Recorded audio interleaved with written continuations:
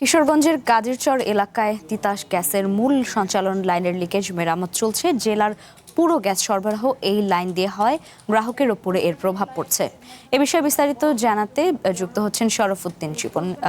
জীবনের কাছে যাচ্ছে। জীবন, গ্যাস সংকট নিয়ে গ্রাহকরা কি বলছেন, আর এই গ্যাসের লাইন মেরামতে কতদিন লাগতে পারে? বিকল্প কোনো জ্বালানি ব্যবহার করছেন কিনা গ্রাহকরা, সেটি একটু জানাবেন।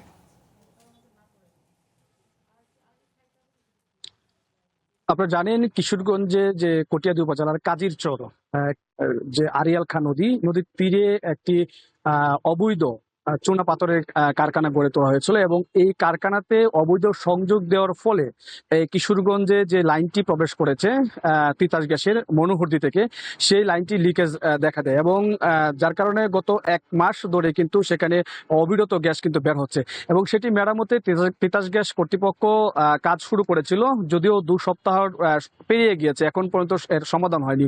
গতকালকে তিতাস গ্যাস কর্তৃপক্ষ ঘোষণা দিয়েছে যে আগামী 3 দিন বৃহস্পতিবার পর্যন্ত কিশোরগঞ্জে গ্যাস সরবরাহে যে স্বল্প চাপ থাকবে। এর কারণ যে তারা এই মেরামত কাজ করবে এবং এই মেরামত কাজের জন্য সেই স্বল্প চাপ থাকবে, এমনটাই কিন্তু ঘোষণা দিয়েছে।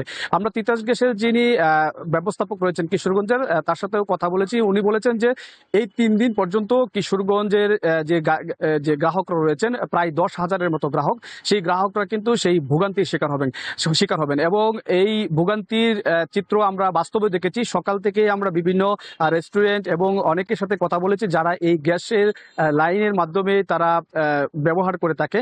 তারা বলছে যে সেই গ্যাস না থাকার কারণে বাসাবাড়িতে যেমন দুর্ভোগ পোহাতে হচ্ছে, তেমনি দুর্ভোগ পোহাতে হচ্ছে হোটেল রেস্তোরাঁয়, কারণ সেখানেও কিন্তু গ্যাস না থাকার কারণে তারা এলপিজির গ্যাস সংগ্রহ করেছে এবং সেটার দামও কিন্তু অতিরিক্ত হারে বেড়েছে। আমরা এখন যে পাম্পটি দাঁড়িয়ে আছি, সেই পাম্পটিতে কিন্তু গত কিছুদিন যাবতই কিন্তু গ্যাসের সংকট ছিল। তারপরেও গ্রাহকরা বা সিএনজি চালক যারা রয়েছিলেন বা প্রাইভেট কার চালক, তারা কিন্তু গ্যাস নিতে পেরেছেন। কিন্তু আজকে থেকে পুরো দমেই এই পাম্পটি কিন্তু বন্ধ করে দেওয়া হয়েছে, যার কারণে সিএনজি চালক যারা রয়েছেন তারাও কিন্তু এলপি গ্যাস সংগ্রহ করেছেন এবং সেটি সংগ্রহ করার কারণে তাদের যে খরচ সেটিও বেড়েছে। আর সেই খরচের যে বোঝাটা সেটা কিন্তু পড়েছে একদম সাধারণ লেভেলে যারা যাত্রী রয়েছেন তাদের উপরে। আমরা দেখেছি বিভিন্ন সড়কে যারা সিএনজি চালিয়ে থাকে সেখানে 10 থেকে 20 টাকা কিন্তু ভাড়া বৃদ্ধি করা হয়েছে এবং এই ভাড়া বৃদ্ধির বোঝাটা কিন্তু সাধারণ যারা যাত্রীরা রয়েছেন তারা কিন্তু দিতে হচ্ছে, তাদের সেটাই ভোগাতে হচ্ছে। এবং কিশোরগঞ্জে সেই সংকট দূর না হওয়া পর্যন্ত এই কিশোরগঞ্জের যে সাধারণ মানুষ যারা গ্যাসের যে গ্রাহক রয়েছেন তাদের ভোগান্তি থাকবেই এবং এর আগেও যেহেতু ভোগান্তি ছিল, সেই ভোগান্তি এখন চরম আকার কিন্তু ধারণ করেছে। তো কিশোরগঞ্জের গ্যাস সংকট নিয়ে এই ছিল আমার কাছে সবশেষ তথ্য। জীবন, ধন্যবাদ আপনাকে।